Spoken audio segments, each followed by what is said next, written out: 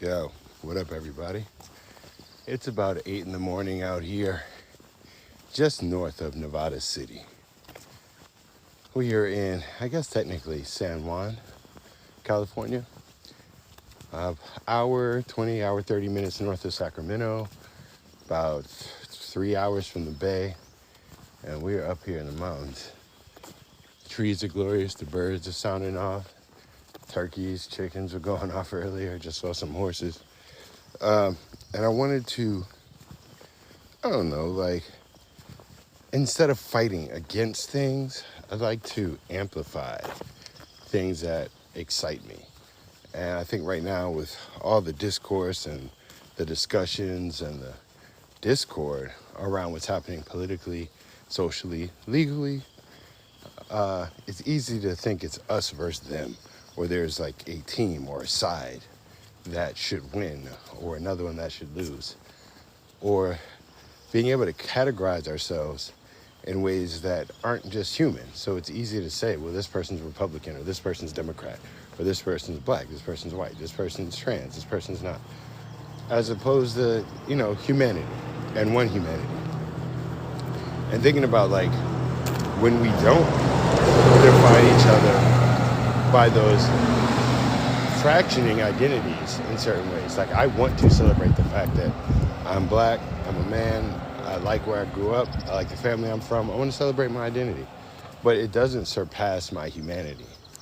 And with some of the discussions going on, as opposed to fighting or saying people are bad or something, I just want to remind folks to think about the reality of how you view morality. Like, to you, what is important outside of politics, outside of people on TV, outside of what people on social media say, outside of me and my opinions.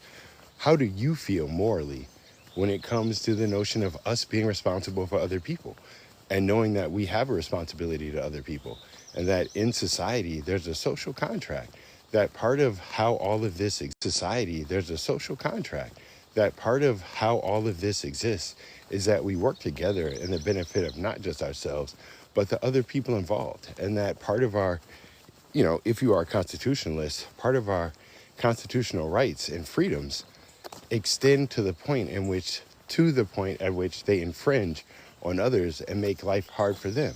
So yeah, I want freedom to run a business the way I like, but at a certain point, we should make sure that I'm not poisoning other people in order to make money. That, to me, is a moral question. That's not politics. That's not social media. That's, do you feel like it's okay to make poison and sell it to people while you don't inform them of the potential dangers? And there are some people that say, yeah, it's business. That's how you make money. And there are other people that say, no, you shouldn't do that. I'm in the boat of you shouldn't do that. If we look at the notion of the prison industrial complex, if you've ever been to a prison or in prison or had family members in prison, do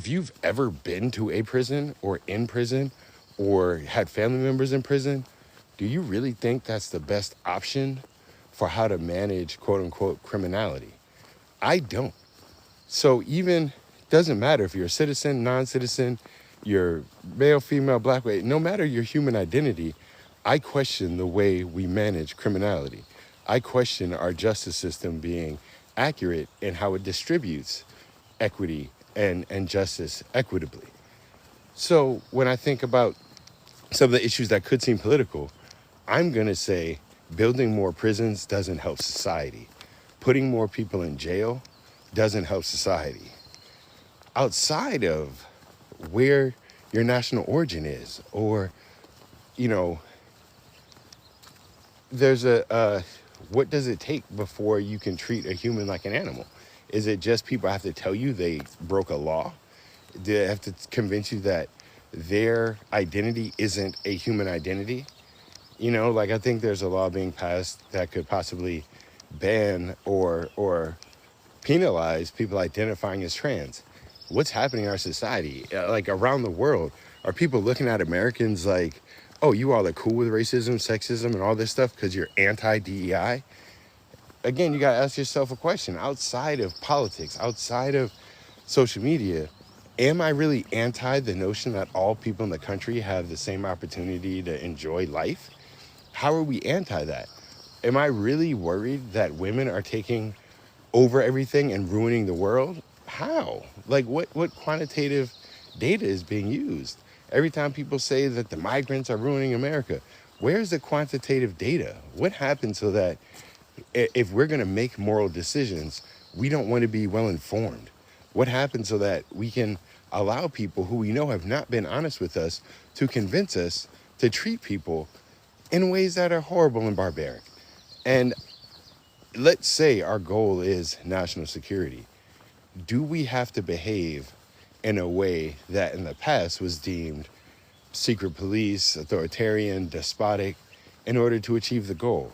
I don't believe so. Let's say the goal is to get paperwork on all the people that don't have their paperwork completed in order to be citizens. There's a process to do that. You don't have to split up families. You don't have to put people in cages. You don't have to terrorize neighborhoods. You don't have to cause conflicts between local law enforcement and federal law enforcement. About some of these issues, to not necessarily project the fight and to say, like, I'm fighting these people, I'm fighting against this cause, I'm fighting against, but to have honest conversations about your morals. Do you morally think it's okay to incarcerate people in a country that has said we have a process for due process, we have a protocol for due process, we have a system that has checks and balances? Are you morally okay with that system being degraded because, fill in the blank, the person's a terrorist, because this person attacked a rich person, because this person was born in another country? Or do you uphold what the principle of theoretically the Constitution of the country is and say we have due process? Or do you uphold what the principle of theoretically the Constitution of the country is and say we have due process? If that person has violated the law or has committed the acts that are being claimed, follow the process. And I look at all this, I see nature, I see the trees. It's not about, is the EPA a corrupt government? It's like, nah, without the EPA and other protections, this forest wouldn't be here. People would have clear cut all this stuff. Without some of the conservation work and some of the government entities, for me, it's a moral decision of like, should humans make sure that there's still woods like this when it is in conflict with corporations? It's not like individual people were clear cutting all the trees and needed them for food or shelter or something like that. It was huge multinational corporations clear cutting whole areas, making those areas difficult to live in. And you can see that in the past in Europe, it's difficult to live in. And you can see that in the past in Europe when the wool manufacturing was such a major industry, they clear cut how much of England in order to raise sheep, in order to sell wool. Well, there were ramifications environmentally, there were ramifications industrially. When you look at Europe and how it over-industrialized, poisoned its rivers, polluted the skies with the coal burning and the mills and all the metal work, they learned from that and said we shouldn't do it like that. And so it's not, to me, a political issue of Republican versus Democrat. It's a moral issue of, would you like your grandkids to have clean water to drink that comes fresh out the spring? Like there's water running right there that I'm looking at. There are times in our history that water wasn't drinkable because they were mining in this area and the mercury and the other hard metals got into the water source. That wasn't good, so people said we shouldn't do that. Later, people said, well, the only way you can paperwork do that is to have a government agency.